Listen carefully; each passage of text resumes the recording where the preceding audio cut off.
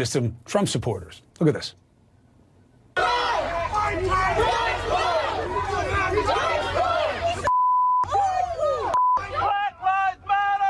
Yep, that's what you think it is. Here's another angle at the bottom of the box. I want to be very clear about what this is, what they were doing, and why. They were yelling things like, "You don't comply, that's what happens. All lives matter. And black lives matter to no one." See the Trump sign? Why would people with this kind of ignorance, arrogance, and hatred find such an attachment to Trump?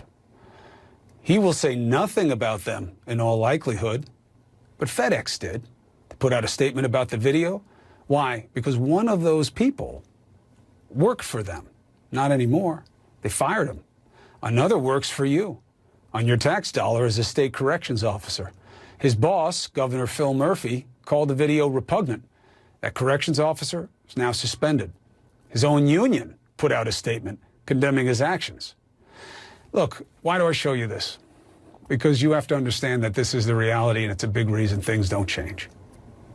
There are a lot of people who are resistant to change. The question is, how many of you are willing to triumph against this intolerance? How many in the majority, because that's what those guys represent, sadly, are willing to become part of a consensus of good conscience that will force people in power to make this a more perfect union?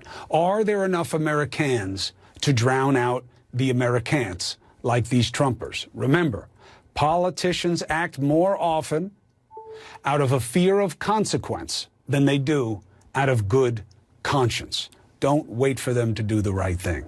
Make them do the right thing. Come together. The key is the we.